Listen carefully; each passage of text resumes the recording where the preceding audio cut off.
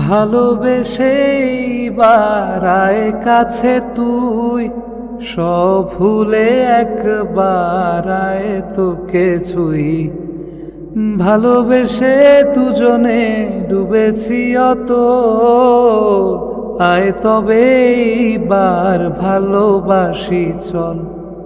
কে আছে বল তোরি মতন এমন,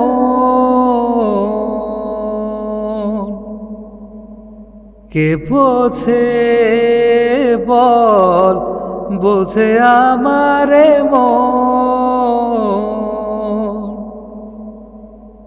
কোথায় যাচ্ছ এই চোর? তুষি উত্তর না দিয়ে অবজ্ঞা করবে ভেবেছিল, কিন্তু কিন্তু ও তো আর অভদ্র নয়, দাঁড়িয়ে গেল তাই। থমথম করে বলল, দাদির কাছে।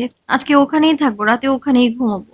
একদম গিয়ে দরজা ধাক্কাধাক্কি করবেন না, খবরদার। তার তো চেহারা গুটিয়ে বলল, নিউজদার। পর মুহূর্তে নির্লিপ্ত গলায় বলল, নো নিড, তোমার ইচ্ছে তুমি কোথায় ঘুমাবে, আমার তাতে কি। তুষি কটমটিয়ে উঠল, মুখ ঝামটার সাথে সাথে চুলের ঝাপটা ঘুরিয়ে বলল, ওকে, গো টু হেল। স্বার্থ অল্প স্বল্প তব দেখায়, এক ভ্রু তুলে বলে, আচ্ছা, ইংরেজি বলা হচ্ছে? তো কি, ইংরেজি আপনি একা জানেন? আমিও শিখেছি, যাতে উল্টাপাল্টা বলে কেউ আমায় দিয়ে আর কোনো আজে বাজে কাজ করিয়ে নিতে না পারে। ফ্রেশ হই, হেলে যাওয়ার মজা তোমাকে আমি পরে বোঝাবো। এমন হেলে নেব কেঁদে কেঁদে ছাড়া পেতে চাইবে। তুষি কোমরে হাত দিয়ে বলল, কি করবেন? হ্যাঁ, বাড়ি খালি হোক, বুঝবে। স্বার্থ এক আঙ্গুল দিয়ে থুতনি চুলকে বিড়বিড় করলো। তুষি শুনতে না পেয়ে কপাল কুঁচকে ফেলল, দুই চোখ দুই দিকে ঘুরিয়ে ভাবল, বিটকেলটা আবার আমার বিরুদ্ধে কোনো ষড়যন্ত্র করছে কি? কোনোভাবে সেদিনের মতো কিছু করিয়ে নেবে না তো? ভাবতেই আইডাই করে উল্টো ঘুরে ছুট লাগালো ও, পালিয়ে গেল জোরালো পায়ে। সেই সাথে পণ করলো, মরে গেলেও আপাতত কিছুদিনও স্বার্থর রুমে আসবে না, ঘিসবে না ওর ধার কাছে। কিন্তু ভবিতব্য তো অন্য কিছু, জানতোই না বেচারি। পরদিন দুপুরের পরের কথা, তুষি দাদির কোলে শুয়েছিল। হাসনা গভীর মমতায় চুলে বিলি কেটে দিচ্ছিল। সেই সাথে বিয়ের পর মেয়েদের কি কি করতে হয়, কিভাবে সংসারের খেয়াল রাখতে হয় বোঝাচ্ছিলেন ওকে। তুষিকে দেখে মনে হলো না ও শুনছিল এসব, বরং অন্য ভাবনায় ডুবেছিল মেয়েটা। হাসনা খেয়াল করতেই ফর্সা টসটসে গালটায় মৃদু থাপ্পড় মেরে শুধালো, কি কই হুনস? তুষি নড়ে চড়ে তাকালো। হুম। স্বামীর পায়ের নিচে জান্নাত, এই জান্নাত পাইতে হইলে স্বামীর সব কথা শুনতে হইব। হ্যাঁ, যখনই কাছে ডাকবো না করবি না, কোনো দিন বেদবি করবি না, যখন যা কইব শুনবি, বুঝছস? অন্য কিছু বলো না দাদি। হাসনা থাপ্পড় মারলেন মাথায়, রেগে রেগে বললেন, সেমরি ভালো কথা তো শুনবি না, শুনবি খালি কার বাড়িত চুরি করন যায়। তুষি মনে দুঃখ পেল, দুনিয়ার সবাই ভুলে গেছে ও চোর, ও নিজেও ভুলে গেছে। ভোলেনি শুধু দুজন, এই বিটকেল আর দাদিটা। এর মাঝেই ঘরের সামনে এলেন রেহনুমা, জিজ্ঞেস করলেন হেসে হেসে, আসতে পারি? মাকে দেখেই তুষি অভিমানে মুখ ফিরিয়ে রাখল। হাসনা তৎপর হয়ে বললেন, আসো মা আসো। তুষি মায়ের দিকে তাকালো না, শুয়ে রইল চোখ বুজে। রেহনুমা মুচকি হেসে পাশে এসে বললেন, একজনের জন্য নারকেল দিয়ে ঝুড়ি ঝুড়ি শ্যামাই রেঁধেছি, সে কি খাবে খালা? তুষি মুখ ভার রেখেই জানালো, না। কেন, তার কি এখনো রাগ কমেনি? আমার কিসের রাগ? আমি কি মানুষ নাকি? আমাকে তো যা খুশি বলা যায়, যখন মন চায় মারা যায়। আমি তো মানুষের কুড়িয়ে পাওয়া মেয়ে, তাই না? কিছু হলেই আমার উপর দোষ পড়বে। রেহনুমার হাসিটা মুছে গেল, দীর্ঘশ্বাস ফেলে বললেন, আমি জানি তুই কষ্ট পেয়েছিস, কিন্তু তুই আমার জ্বালা বুঝবি না মা। যখন তোর নিজের মেয়ে হবে তখন হয়তো বুঝবি। কোনো কিছুর পেছনে সন্তানের নাম জড়ালে ডাক্তার সবার আগে বাবা মায়ের গায়ে এসে লাগে। একবার ভাব তো, অয়ন যদি কাল চলে যেত, বাড়িটার কি অবস্থা হতো তাহলে? বড় মায়ের দিকে মাথা উঁচু করে তাকাতে পারতি? তুষি ধরফরিয়ে উঠে বসে বলল, কিন্তু এইখানে তো আমার দোষ নেই। আমি কি ওনাকে যেতে বলেছিলাম? আমি নিজেও তো কষ্ট পাচ্ছিলাম ওনার যাওয়া নিয়ে। আমি জানি মা, কিন্তু ঘুরে ফিরেও এর পেছনের মূল কারণ তো তুই। তোর কি ঈর্ষার কথায় বিয়েতে রাজি হওয়া উচিত হয়েছে? দু বোন মিলে এত ছেলে মানুষই কেন করতে গেলি? একবার আমাকে বলতে পারতি। দাদিকেও তো বলিসনি মনে হয়। বলেছিল খালা? হাসনা দুপাশে মাথা নাড়ালেন। তাহলে বিয়ে নিয়ে মিথ্যে বলা কি ভালো কিছু? তুই যদি শুরুতেই অয়নকে বলে দিতি বিয়েতে তোর মত নেই, বিয়ে তুই করবি না, অয়ন অত দূর এগোতো না। কথায় বলে ভুল করে ভুল ট্রেনে উঠে গেলে পরের স্টেশনে নেমে যেতে হয়, কারণ স্টেশন যত আগাবে ফেরার পর তত দূরে যাবে। তোর ভুল ছিল এটাই। তুই অয়নকে বিয়ের আশ্বাসের নামে প্রশ্রয় দিয়েছিলি, স্বপ্ন দেখিয়েছিলি। ওর বিয়ের দিন ওর হবুশ্রী ওরই বড় ভাইকে বিয়ে করে বাড়িতে ঢুকলে মাথা ওর খারাপ হবে না তো কার খারাপ হবে? আপা ভালো মানুষ, তাই কখনো কাউকে কিছু বলে না। অন্য কেউ বা আমি হলেও তো চুপ করে থাকতাম না। আর আপার মতো ভালো মানুষই নিয়ে এমন গুমড়ে গুমড়ে মরাটাও আমাকে কুড়ে করে খাচ্ছে তুষি। কথার প্রতিবাদের চেয়েও কারণ নীরবতা আরো বেশি ভয়ঙ্কর। আমি তো মা হয়ে তোকে একটু শাসন করেইছি। মায়ের রাগটাই দেখবি শুধু, ভালো যে বেশি তা দেখবি না। তুমি ভালোবাসো আমায়? রেহনুমা সঙ্গে সঙ্গে মেয়েকে বুকে টেনে আনলেন, ছলছলে চোখে বললেন, তুই আমার নারী ছেড়ে ধন রে মা। কত বছর নামাজে বসেছি, কেঁদেছি তোকে ফিরে পাওয়ার জন্য। তোকে ছাড়া একটা দিন আমার ভালো যায়নি, কিছুতেই সুখ পাইনি। সবসময় মনে হয়েছে তুই কোথায়, তোকে কোথায় পাবো। মনে আছে তুই কতবার বলেছি আমার সব সুখ নিয়ে নিলেও তোকে যেন ফিরে পাই। আর সে যখন তোকে ফিরে পেলাম, ভালোবাসবো না? তুষির চোখ ভিজে গেল, কিন্তু কান্নাকে প্রশ্রয় দিল না। বুক থেকে মুখ তুলে হাসলো মেয়েটা, মায়ের চোখ মুছিয়ে দিয়ে বলল, কেঁদো না তো। তুষির মা ছিচকাদুনে হলে লোকে হাসবে না? আর তুই যে কাঁদছিস। হাসনা বললেন, ওর কান্দার কথা কইও না। এই মাইয়া এই বাড়িত আওয়ার পরতে খালি কান্দে, এমনি জীবনে কানতে দেখি নাই। একবার হইছে কি শুনো, খোদে যাগো বাড়িত গেছে খেলতে, যাইয়া ওর বাপের নোকিয়া মোবাইল চুরি কইরা লইয়া আইছে।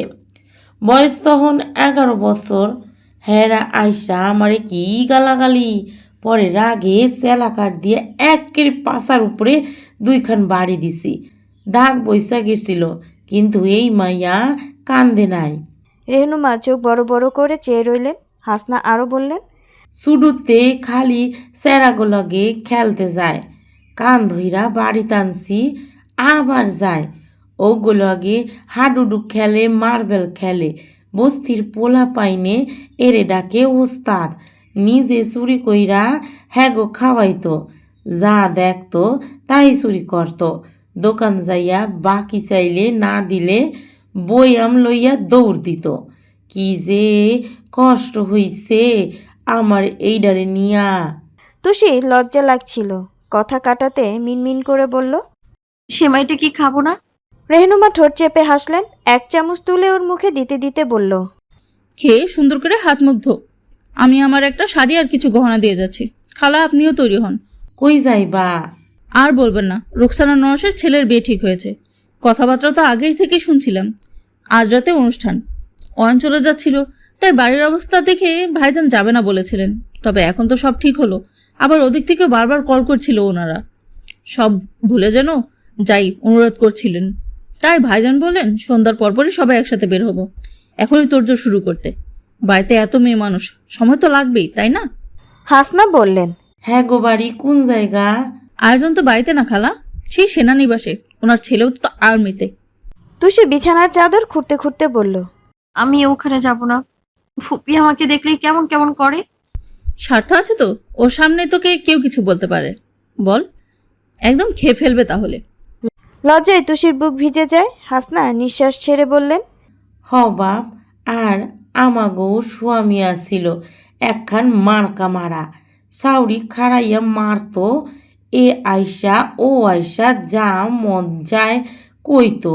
জামাই ফিরাও চায় না, খালি বাত্তি নিভাইনার আগে কয়টা মিডা কথা শুনতাম, বাত্তি জ্বললেই সব শেষ। কপাল হইছে আমার বুর, কি ভালো জামাই পাইছে। কেউ কিছু কইতে গেলে সাপের লাহান ফস কইরা উঠে। তুষি মনে মনে বলল, নিজে যে আমাকে কত কি বলে তা যদি জানতে। ওনার আইন মানে ওনার জিনিস নিজে ইচ্ছে মতো দলাবে, কিন্তু কেউ ছুতেও পারবে না। মুখে বলল, কিন্তু শাড়ি কেন পরবো মা? এত গরম। গরম কোথায়? বাড়িতে এসি, গাড়িতে এসি, ওখানেও এসি। নতুন বিয়ে হয়েছে, এখন সবার নজর থাকবে তোর উপর। এই সময় মেয়েদের সেজেগুজে থাকতে হয়। তাছাড়া শাড়িতে আমার মেয়েকে যা সুন্দর লাগে, অন্য কিছু ফেল না। ততক্ষণে বাটি খালি হলো। রেহনুমা উঠে দাঁড়িয়ে বলল, আমি যাই, মিন্টুটা কি পড়বে বের করে দিয়ে আসি। তোর বাবা বললেন তৈরি হয়ে থাকতে, এসে আমাদের নিয়ে বের হবে। সবাই তো হঠাৎ করে হলো না। ও খালা, আপনি তো খেলেন না। আমি এখন খামু না, গ্যাস্ট্রিক হইব খাইলে। তুমি লইয়া যাও মা। আচ্ছা, তবে আমি নারকেল ছাড়া আপনাকে রান্না করে দিচ্ছি। আইস থাক, পরে খামুনি। আজ বিয়া খাইয়াই। রেহনুমা যেতে নিলেই তুষি মৃদু স্বরে ডাকলো, মা, কি? উনি উনি যাবেন তো? হাসনা টেনে টেনে বললেন। বুঝো না, ওনার স্বামী। উফ দাদি। রেহনুমা হাসলেন। বাবা তো বললেন সবাই যাবে, তোকে যা বললাম কর। তুষি স্বতঃস্ফূর্ত মনে নেমে দাঁড়ালো। নিজেকে বাদ দিয়ে এক ছুটে চলো স্বার্থর ঘরে। সে তো এখন নেই।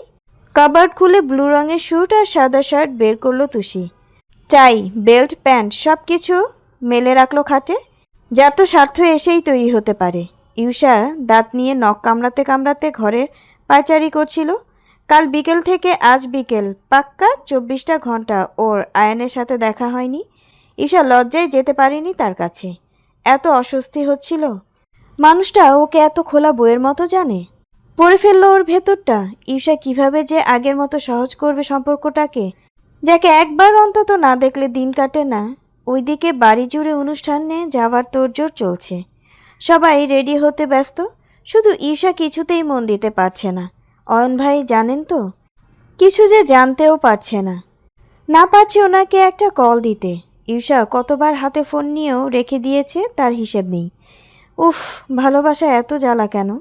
তখনই দরজায় এলো তুষি, দুষ্টুমি করে বলল, বাবা, আজকাল দেখছি কেউ আমাকে মনেই করছে না। ইউষা চৌকিতে ফিরে চায়। সব চিন্তা ঠেলে গাল ভরে হেসে এগিয়ে যায় অমনি। বোনের হাত ধরে বলল, তুষি, এসো না। কি হবে এসে? তুমি তো আমাকে ভুলে গিয়েছো। ইউষার কপাল চুলকে বলল, তাই না? তুমি জানো আমি তোমার কতটা রেগে আছি। আচ্ছা, তা কেন? তুমি অয়ন ভাইকে চিঠি দিয়েছো, ভালো কথা। আমার কথা বলে দিলে কেন? এ মা, জেনে গেছো? কি করে জানলে? চালাকি। কাল যখন অয়ন ভাই বলল চিঠি পড়ে সব বুঝেছে, আমি শুনেছি না।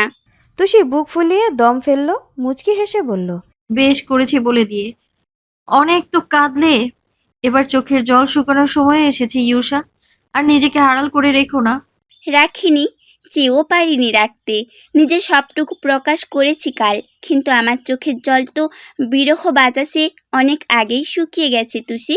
এখন শুধু মনের রক্তক্ষরণটা আছে, যেটা কোনো দিনও শেষ হবে না।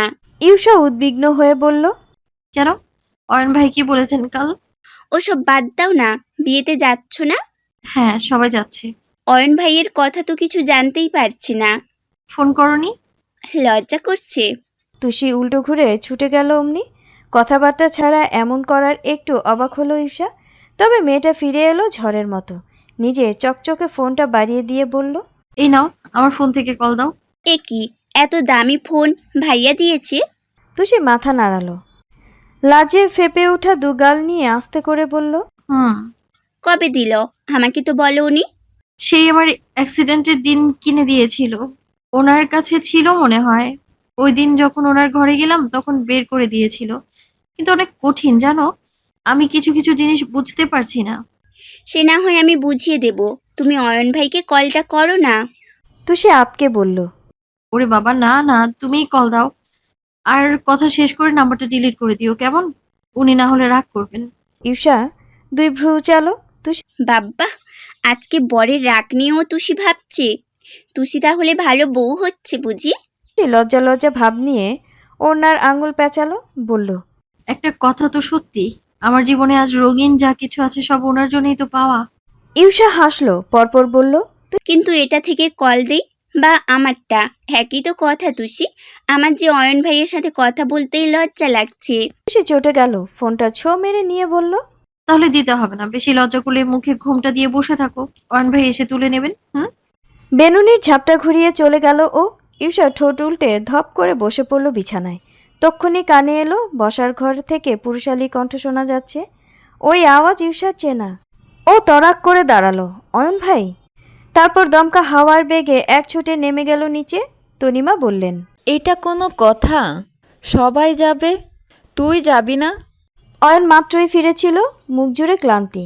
সে হসপিটালেও কর্মরত ছিল। সকাল সকাল ডাক পড়েছিল সেখানে। রেহনুমা হাতে পানির গ্লাস দিলেন। ও নিতে নিতে বলল, কিছু তো করার নেই, সব আজই ঠিক হলো। একটা বিয়ে খাওয়ার চেয়ে 100 বাচ্চার চিকিৎসা করা, সেটা ভালো না? এই যুক্তির পর কি আর কথা থাকে? তনিমাও মেনে নিলেন, জয়নব শুধালেন। ট্রেন কয়টায় তাহলে? 8টায়। তনিমা বললেন, তাহলে আর দেরি করিস না, ফ্রেশ হয়ে আয়, একটু খেয়ে যা।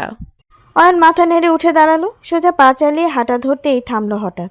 পাশ ফিরে ঘাড় বাঁকিয়ে চাইল ঈশার দিকে। ওই চোখাচোখি হতেই বুকের কোণে বিদ্যুৎ চমকে উঠল মেয়েটার। তড়িৎ পায়ের পাতায় মাথা নামিয়ে নেয়। অয়ন আর দাঁড়ায় না, চলে গেল তাড়াহুড়ো করে। ঈশা এগিয়ে এসে বলল, অয়ন ভাই কোথায় যাবেন বড় মা? কিসের ট্রেনের কথা বলছিল? কাল সিলেটের ওইদিকে ক্যাম্পেইন শুরু হবে, গোটা টিম যাচ্ছে। ওর ফেলোসিনি ক্যান্সেল করে দেওয়া ওকে বল। আর যাচ্ছিস তো? তোর অয়ন ভাই এইসব হেলথ ক্যাম্প কি পছন্দ করে? ঈশা ছটফট করে উঠল। তাহলে তাহলে অয়ন ভাই আমাদের সাথে বিয়ে খেতে যাবে না? না, আর কিভাবে? ও তো এক্ষুনি বেরিয়ে যাবে বলল। ঈশার মুখ কালো হয়ে গেল, আর এক ফোঁটাও আলো নেই সেখানে। একবার বলতে চাইলো, তাহলে আমিও যাব না, কিন্তু মা আছেন, সন্দেহ করলে। ঠোঁট টিপে চুপচাপ ঘরের দিকে চলে গেল। তাই বাড়ির বড় মাইক্রোটা ধুয়ে মুছে সাফ করা হয়েছে। এটাতেই একসঙ্গে রওনা করবে সবাই। একেবারে ঝকমকে জামা কাপড় পরে তৈরি সকলে। মিন্টুও আজ স্যুট পরেছে।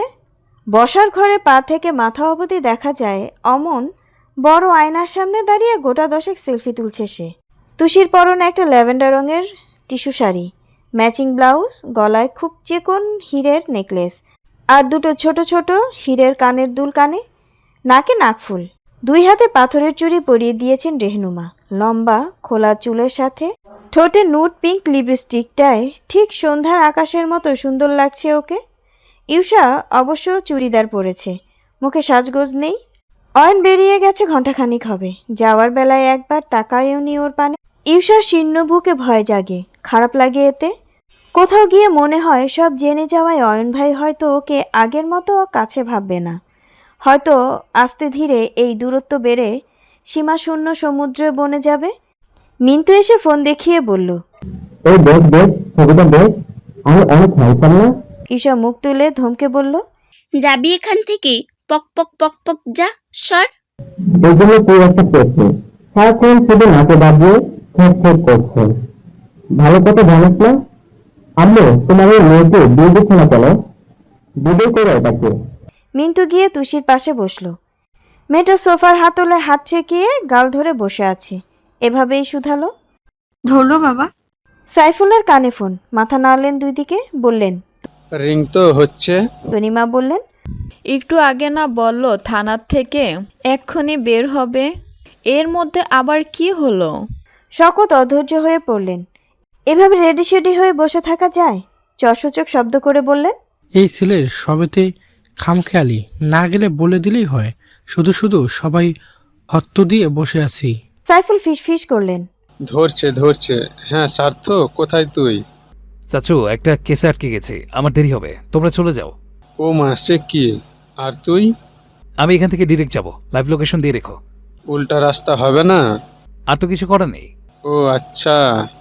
লাইন কাটতেই তো শিশুসুকের মতো নড়েচড়ে শুধালো, কি বলেন, কখন আসবেন? কেসে আটকে গেছে নাকি? দেরি হবে, আমাদের চলে যেতে বলল। তুষের উত্তেজনা মুইয়ে গেল এমনি। শরীর ছেড়ে দেওয়ার মধ্যেই হাতটা পৌঁছালো কোলে রাখা পাথরের ছোট পাঁচটার গায়ে। তুরান্ত কি যেন ভেবে ওটাকে নিয়ে কোথাও একটা ছুটে গেল ও। ফোনে লক নেই, কল দিতে তুষি জানে। বাড়ির লোকেদের ছাড়া ফোনে আর কারো নাম্বার নেই। স্বার্থ নিজেই নিজের নাম সেভ করে দিয়েছিল মাই হাব্বি দিয়ে। তুষি ঝটপট কল দিলেই ওই নাম্বারে 2 বার রিং হয়ে ধরল সে। মেয়েটা অবিলম্বে শুধালো, আপনার কি বেশি দেরি হবে? ওয়াই, কেন? কতটা দেরি হবে? নো আইডিয়া, তুমি সবার সাথে চলে যাও, আর যদি ইচ্ছা হয় স্বামীর সাথে যাবে তাহলে অপেক্ষা করো, আমি কাজ শেষ করে এসে নিয়ে যাব। করবে? তুষির মুখের উপর বলল। না। ফাইন। স্বার্থ লাইন কেটে দিল। তুষি ঠোঁট উল্টে এসে আবার দাঁড়ালো সবার মাঝে। সবাই প্রস্তুতি নিচ্ছে বের হওয়ার। ও আস্তে করে মাকে গিয়ে বলল, আমি পরে যাব। পরে কেন? তুষি অস্বস্তিতে নুইয়ে যায়, মিনমিন করে বলল, উনি বললেন উনি এসে নিয়ে যাবেন। এতক্ষণ একা থাকবি? একা কোথায়? আসমা আপা আছে না? তাও ও কখন না কখন আসে, আবার দেখা গেলে বেশি দেরি হয় যদি নাই যায়। তাহলে তো আমারও যাওয়া উচিত না? এই যে এসব পড়ানোর সময় বললে নতুন বিবাহিত মেয়েদের এরকম সুন্দরী সাজতে হয়, তো বিবাহিত মেয়ের যদি বরই না যায়, সুন্দর লেগে তো লাভটা কি? মেয়ের কথা শুনলেন খালা? লজ্জা শরম কিচ্ছু নেই। হাসনা হাসলেন। উনি বললেন, আচ্ছা থাক, তবে ভালো করে বুঝিস, পারবি তো? পাশ থেকে উষা বলল। তুসি, আমি থাকবো তোমার সাথে। রেহনুমা বললেন, তুই থেকে কি করবি? বাড়িতে গাড়ি দুটো, একটা অয়ার নিয়ে স্টেশনে গেছে, আর একটা আমরা নিচ্ছি। শর্ত তো ওকে বাইকে নিয়ে যাবে, তুই কি বাইকের চাকায় উঠে যাবি? ইউষার কথা বাড়ানোর জায়গা পেল না। ঠোঁট গুজ করে বাবার পিছু পিছু বেরিয়ে গেল। সবাইকে বিদায় দিয়ে সোফায় 2 পা তুলে বসলো তুষি। আসমা আপা, আমাকে একটা নুডলস বানিয়ে দাও। বিয়ে খবর শোনার পর থেকেই তো খিদে পেয়ে গিয়েছিল। আসমার সময় লাগেনি বানাতে। নুডলসের বাটি হাতে নিয়ে ফিরল চটপট। তুষি শাহরুখ খানের সিনেমা ধরেছে। আসমা দাঁত বের করে বলল, আরে এই বেড়াই রে আমার ভালাই লাগে, গালে মাইয়া মানুষের মতো টোল দেখছেন আপা? তুষি হেসে ফেলল। ও বলল, আপনি হাসলেও টোল পড়ে, তয় অল্প এককারে সাইয়া না থাকলে ধরন যায় না। তুষি জোরে হেসে ফেলল। এবার আসমা নিজেও হাসে। নিচে বসতে যায়। ও বলে, আরে এখানে বসছো কেন? আমার পাশে বসো। আসমা বসলো, মন দিল সিনেমায়। হঠাৎ কান খাড়া করে বলল, আফা গো, বিদ্যুৎ চমকাইতাছে, ভাইজানে ভিজাইয়া যাইব না? বিদ্যুৎ চমকাচ্ছে? ওমা, একটু আগেও না বাইরে সব পরিষ্কার দেখলাম। আফা, বৈশাখ আইতাছে, অহন দেখেন কেমনে হুটহাট জ্বর বন্যা আর গরম পড়বো, এমন পড়া কুত্তাও মাইরা পইরা থাকবো রাস্তায়। তুষি চিন্তায় পড়ে গেল। বাবা মারা তো গাড়িতে যাবেন, ভেজার চান্স নেই, কিন্তু স্বার্থ বাইকে এলে ভিজবেন না? ও টিভিতে বা নুডলসে মনোযোগ দিতে চাচ্ছিল না। ক্ষণে ক্ষণে দেখছিল ঘড়িটা। রাত 11টা বাজতে চলল। তুষি অপেক্ষা করতে করতে নিস্তেজ হয়ে পড়ল। এবার বুঝলো ওর আর বিয়ে বাড়িতে যাওয়া হবে না। বাড়ির সবাই 9টায় বেরিয়েছে। 10টায় পৌঁছালেও এখন তো ফেরার প্রস্তুতি নেয়ার কথা। তুষি দেখলো ওর ফোনে কল এসেছে, মা দিচ্ছেন। মনটা খারাপ থাকায় ধরল না আর। এদিকে আসমা একটা লম্বা হাই তুলে বলল, ভাইজান মনে হয় আইব না। না এসে যাবে কোথায়? আপনি থুইয়া গেছেন মনে হয়। হাই তুলছো, ঘুম পেলে ঘরে যাও। তাই অহর বৃষ্টি নামলে তো সিরাই সব ভিজবো। লাই বারবার কইয়া গেছিল জানলা সব আটকাইয়া বইতে। মনে পড়তে আসমা টিভি ফেলে ছুটল। তুষিও খেয়াল করলো স্বার্থর ঘরের বারান্দায় দোর খোলা। ওটাতে গ্রিল নেই, খোলা বারান্দা। বৃষ্টি ছিটলে বালু আর পানিতে তো পুরো ঘরের মেঝে তলিয়ে যাবে। তাড়াহুড়ো করে নেমে নিজেও দৌড়ালো মেয়েটা। শাড়ি পরে সিঁড়ি বেয়ে উঠতে উঠতে কিছু হিমশিম খেলো। বারান্দার জানালা সবেই খোলা ছিল ওর ঘরে। এসে ভালোই করেছে, বাতাস ছুটেছে অল্প স্বল্প। তুষি সব আটকাতে আটকাতেই ভাবলো সাজগোজ খুলে ফেলবে। যাওয়া যখন হবে না রেখে কি লাভ?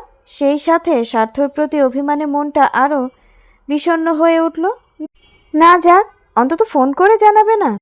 তুষি তো শুনেছিল বড়মা গাড়িতে উঠতে উঠতে ওনাকে ফোনে বলেছিলেন, তুষি তোর জনের থেকে গেছে, ওকে নিয়ে যা। ফের অবজ্ঞা, ফের অবহেলা, গুরুত্ব নেই, ছোটাছুটি ছাড়া আর কিছু জানে নাকি? আচমকা নিচে শব্দ হলো, বিকট আওয়াজের কাচের মতো ভেঙে পড়ছে কিছু একটা।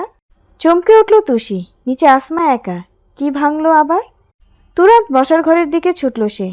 সিঁড়ি দিয়ে দৌড়ে নামতে নামতে ডাকলো, আসমা আপা, আসমা আপা, ভাঙলো কি? আসমার জবাব এলো না। তবে চট করে লোডশেডিং হওয়ায় অন্ধকারে তলিয়ে গেল বাড়ি। তুষির বুকটা ছট করে উঠল। ভোরকে দাঁড়িয়ে গেল জায়গায়। এত অন্ধকারে হাত পা খুঁজে পাওয়াই মুশকিল। ও হাতড়ে হাতড়ে সোফায় অবধি এলো। হাতলটা পারল ছুতে। থেমে থেমে ডাকলো, আসমা আপা, শুনতে পাচ্ছ? সারা বাড়ি অন্ধকার, ফাঁকা ঘর, কোথাও কোনো শব্দ নেই। তুষির ভয় বাড়ছে, বুক কাঁপছে। একটা মানুষ হঠাৎ করে উধাও হলো কিভাবে? তক্ষুনি টুং করে শব্দ হলো, যেন গিটারের তারে আঙুল ঘষছে কেউ।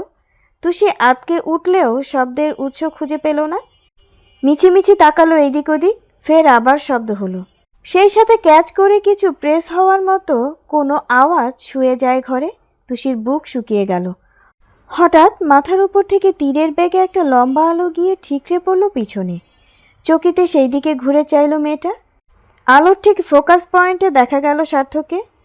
বিন ব্যাগের নরম গতিতে দুহাতে গিটার নিয়ে নির্লিপ্ত ভঙ্গিতে বসে আছে সে, মনোযোগ সেই গিটারের তারে। টুংটুং করতে করতে বরফ চোখ জোড়া তুলে চাইল সে। ওই ঘোলাটে দৃষ্টিতে গায়ে কাটা দিল তুষি। দাঁড়িয়ে গেল লোমকূপ। সার্থর নজর আর সরালো না। অমন চেয়ে চেয়ে গিটারের তারে আঙুলের গতি বাড়িয়ে দিল সে। নিরেট কণ্ঠে দুটো লাইন ধরল। ভালোবেসে বারায় কাছে তুই, সব ভুলে একবার আয় তোকে ছুই। ভালোবেসে দুজনে ডুবেছি অত, আয় তবে এইবার ভালোবাসি চল। কে আছে বল তোরি মতন এমন,